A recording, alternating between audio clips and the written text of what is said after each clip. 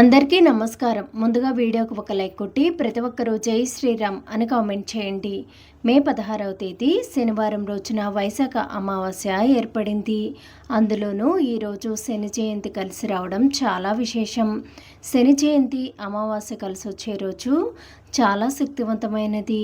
ఈరోజు శనీశ్వరుణ్ణి అలాగే లక్ష్మీదేవిని విశేషంగా పూజించి చిన్న చిన్న పరిహారాలు పాటిస్తే మీరు త్వరలోనే ధనవంతులు అయ్యే అవకాశం ఉంటుంది.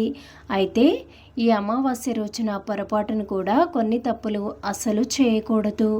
ఈ అమావాస్య రోజు తెలిసి తెలియక చేసే తప్పుల వల్ల జీవితాంతం కష్టాలు ఏర్పడతాయి. అమావాస్య రోజున ఏ నియమాలు పాటించాలి, ఎలాంటి తప్పులు చేయకూడదు అనే విషయాల గురించి ఈ వీడియోలో వివరంగా తెలుసుకుందాం. ముందుగా వీడియోకు ఒక లైక్ కొట్టి మన ఛానల్ని సబ్స్క్రైబ్ చేసుకోండి. అలాగే వీడియోకు లైక్ కొట్టడం మాత్రం అస్సలు మర్చిపోవద్దు. మే 16వ తేదీ శక్తివంతమైన శని అమావాస్య ఏర్పడబోతుంది. ఈరోజు ప్రతి ఒక్కరూ శనీశ్వరుణ్ణి అలాగే లక్ష్మీదేవిని పూజించండి.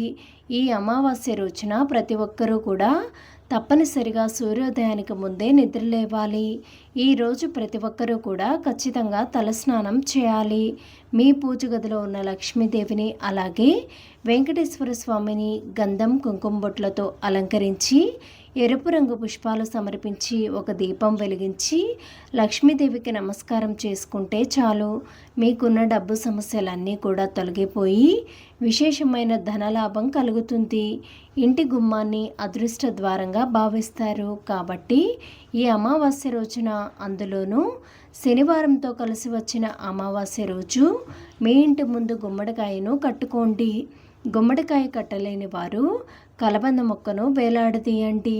అలాగే ఒక ఎర్రటి వస్త్రంలో రాళ్ల ఉప్పును కట్టి మీ ఇంటి గుమ్మానికి కడితే చాలా మంచిది. ఈ సంవత్సరం అంతా కూడా మీ ఇంటికి సమస్యలు ఏర్పడకుండా మీ ఇంట్లో లక్ష్మీదేవి తిష్ట వేసుకుని కుటుంబంలో ఉన్న సమస్యలన్నీ కూడా తొలగిపోతాయి. అమావాస్య రోజున ఉప్పుతో దిష్టి తీసుకుంటే నరదృష్టి సమస్యలన్నీ కూడా తొలగిపోతాయి. ముఖ్యంగా అనారోగ్య సమస్యలతో ఇబ్బంది పడేవారు రాళ్ల ఉప్పుతో దిష్టి తీసుకోండి. మంచి ఆరోగ్యం లభిస్తుంది. అమావాస్య రోజున పొరపాటును కూడా నలుపు రంగు వస్త్రాలు అస్సలు ధరించకూడదు. అమావాస్య రోజు నలుపు రంగు వస్త్రాలు ధరిస్తే జీవితాంతం కూడా ఏలినాటి శని దోషాలు వెంటాడుతాయి. ఈ వైశాఖ అమావాస్య రోజున ఇంట్లో ఉన్న ప్రతి ఒక్కరూ తప్పనిసరిగా తలస్నానం చేయాలి. నీటిలో కొంచెం పసుపు వేసుకొని తలస్నానం చేస్తే మీ జాతకంలో ఉన్న అష్టదరిద్రాలు కూడా తొలగిపోయి విపరీతమైన అదృష్టం కలుగుతుంది. అమావాస్య రోజున తలస్నానం చేయకపోతే మాత్రం ఖచ్చితంగా మిమ్మల్ని కష్టాలు వెంటాడుతాయి. అమావాస్య రోజున రాత్రి సమయంలో పసిపిల్లలను బయటకు అస్సలు తిప్పకూడదు. ఎందుకంటే అమావాస్య రోజు రాత్రి సమయంలో దుష్టశక్తులు సంచరిస్తూ ఉంటాయి. కాబట్టి పసిపిల్లలు బయటకు అస్సలు తీసుకువెళ్ళకూడదు. అమావాస్య రోజున తప్పనిసరిగా ఇంటిని శుభ్రంగా ఉంచుకోవాలి. మీ ఇల్లు అపరిశుభ్రంగా ఉంటే మీ ఇంట్లో ఉన్న సంపద మొత్తం కూడా నశించిపోతుంది. ఈ శని జయంతి రోజున శనీశ్వరుడికి తైలాభిషేకం చేస్తే జాతకంలో నవగ్రహ దోషాలు తొలగిపోయి విపరీతమైన అదృష్టం కలుగుతుంది. అమావాస్యతో కలిసి వచ్చిన శని జయంతి రోజున మీ పూజ గదిలో పిండి దీపం వెలిగిస్తే విపరీతమైన ధనయోగం కలుగుతుంది. అమావాస్య రోజున తప్పనిసరిగా మీ ఇంటి ముందు ముగ్గును వేసుకోవాలి. ముగ్గులో లక్ష్మీదేవి నివసిస్తుంది కాబట్టి మీ ఇంటి ముందు ముగ్గు లేకపోతే మీ ఇంటికి డబ్బు సమస్యలు ఏర్పడతాయి. అమావాస్య రోజున రాత్రి సమయంలో మాత్రం ఎట్టి పరిస్థితుల్లోనూ ఇంటి ముందు ముగ్గులు వేయకూడదు. రాత్రి సమయంలో ముగ్గులు వేస్తే మీ ఇంట్లోకి దుష్టశక్తులు ప్రవేశిస్తాయి. అమావాస్య రోజున తప్పనిసరిగా మీ ఇల్లంతా కూడా పసుపు నీళ్లు చిలకరించుకోండి. అమావాస్య రోజున ఇంట్లో పసుపు నీళ్లు చిలకరిస్తే మీ ఇంట్లో ఉన్న దుష్టశక్తులు బయటకు వెళ్ళిపోయి మీ ఇంట్లోకి దైవశక్తులు ఆకర్షిస్తాయి. మీ ఇల్లంతా కూడా సుఖ సంతోషాలతో నిండిపోతుంది. అయితే అమావాస్య రోజున పొరపాటును కూడా తలకు నూనె రాయకూడదు. నూనెకి మరియు శనిదేవునికి సంబంధం ఉంటుంది కాబట్టి అమావాస్య రోజున తలకు నూనె రాస్తే మీ జాతకంలో ఏలినాటి శని దోషాలు ఏర్పడతాయి. అమావాస్య రోజున ప్రతి ఒక్కరూ కూడా తప్పనిసరిగా ఎడమ కాలికి నల్ల దారాన్ని కట్టుకోండి. అమావాస్య రోజు నల్లదారం కట్టుకుంటే మీ జీవితంలో ఎన్నో శుభ ప్రయోజనాలు కలుగుతాయి. ఈ అమావాస్య రోజున భార్యాభర్తలిద్దరూ కూడా బ్రహ్మచర్యం పాటించాలి.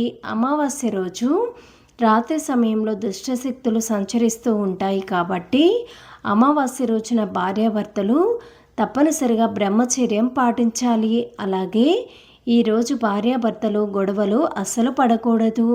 అలాగే అమావాస్య రోజున జుట్టు కత్తిరించుకోవడం, గోళ్ళు కత్తిరించడం, గడ్డం తీసుకోవడం వంటి పనులు అస్సలు చేయకూడదు. అమావాస్య రోజు ఈ పనులు చేస్తే అనారోగ్య సమస్యలు ఏర్పడతాయి. అమావాస్య రోజు పొరపాటును కూడా చీపురు, బియ్యం అలాగే గోధుమలు అస్సలు కొనుగోలు చేయకూడదు. మన హిందూ గ్రంథాలలో బీరువాను లక్ష్మీదేవి స్వరూపంగా పోలుస్తారు కాబట్టి ప్రతి అమావాస్య రోజు మీ బీరువా తలుపులను శుభ్రంగా తుడిచి బీరువా మీద కుంకుమ బొట్లు పెట్టండి. మీ ఇంట్లో ఉన్న ధనం ఖచ్చితంగా రెట్టింపు అవుతుంది. అమావాస్య రోజున గోవును పూజిస్తే చాలా మంచిది. గోవుకు ప్రదక్షిణలు చేయడం, గోవుకు ఆహారం తినిపించడం చేస్తే జీవితాంతం సుఖ సంతోషాలు ఏర్పడతాయి. అమావాస్య రోజున నువ్వులను దానం చేస్తే ఏలినాటి శని దోషాలన్నీ కూడా మీ జీవితంలో తొలగిపోయి సుఖ సంతోషాలు కలుగుతాయి. మన పౌరాణిక గ్రంథాల ప్రకారం అమావాస్య రోజు ఇంట్లో పూజ చేస్తే, అందులోనూ శనివారంతో కలిసి వచ్చిన అమావాస్య రోజున ఎవరైతే ఇంట్లో దీపారాధన చేస్తారో అలాంటి వారికి అఖండ రాజయోగం కలుగుతుంది.